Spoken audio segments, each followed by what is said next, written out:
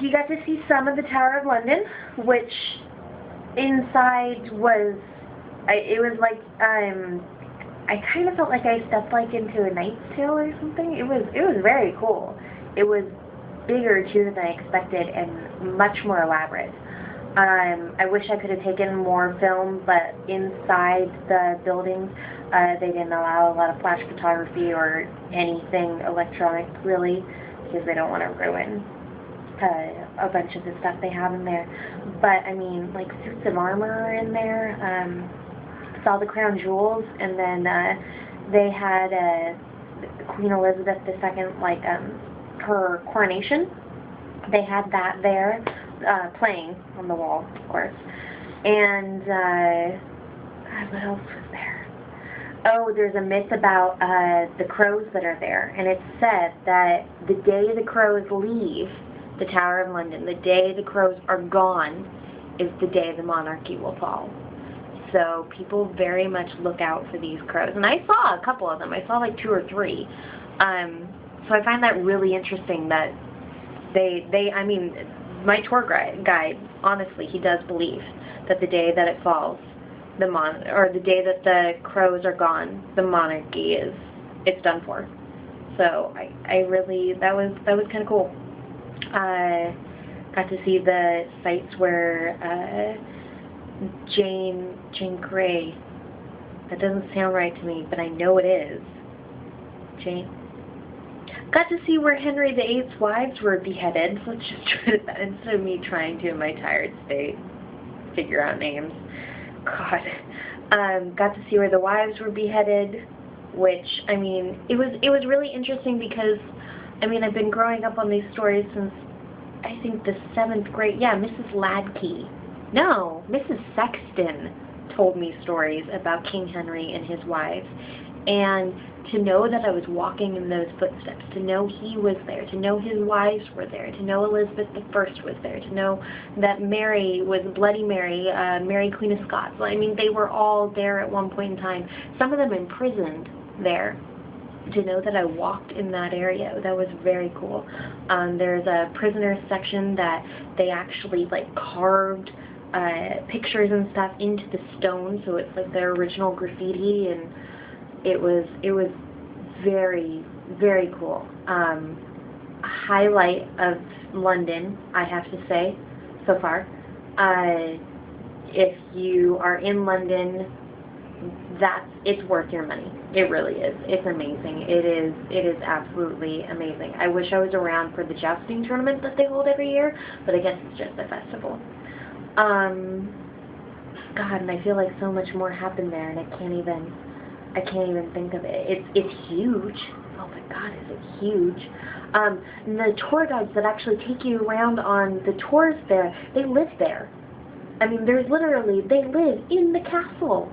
I want to live in a castle. Why can't I live in a castle? I would make a wonderful princess.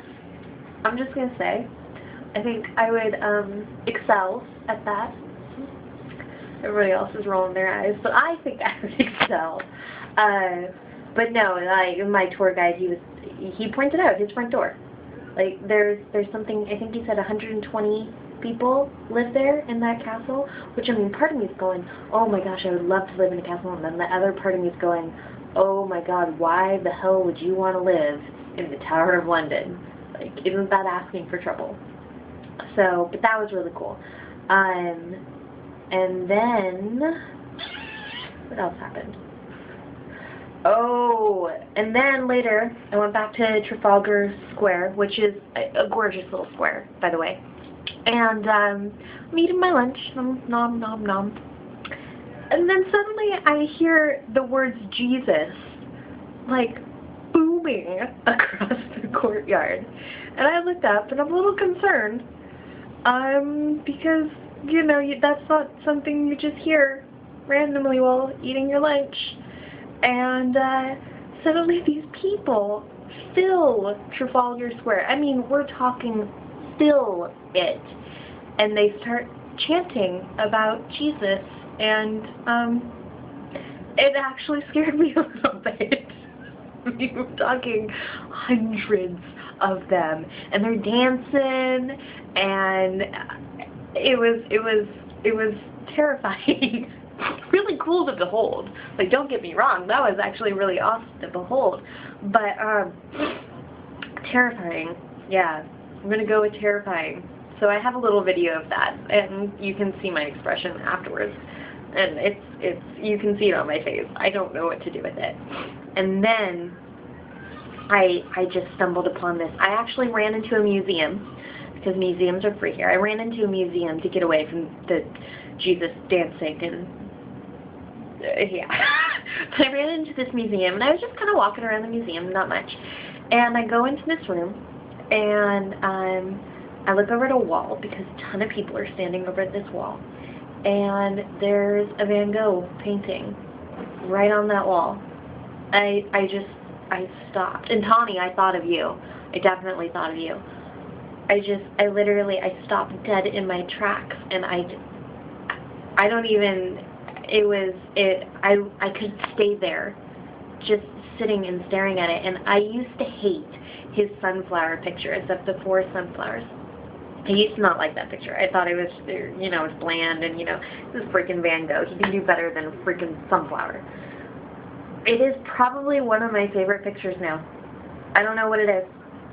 Seeing that picture in person, and there was about 5 different Van Goghs there. I mean, not Starry Night or anything super famous like that. But his sunflower picture was there, and it was breathtaking. I don't even, they're sunflowers, and yet I just sat, and I must have stared at that painting for a good 10 minutes. And I went back before I left to see it too, and I mean, part of me wants to go back tomorrow just to see it again. But just the use of color, and that was totally unexpected and complete and total. Just, I never thought in my life I would ever see a Van Gogh, and I got to see 5 today. That was amazing. Absolutely incredible. But yeah, so I'm really glad the Jesus people came out and scared the crap out of me, because it forced me to go inside this museum, and I got to see one of the things that very few people get the privilege to see. So, yeah, that was really good. Today has been an excellent day. Part 2 of my video will be about my favorite part, as you all can guess, so stay tuned.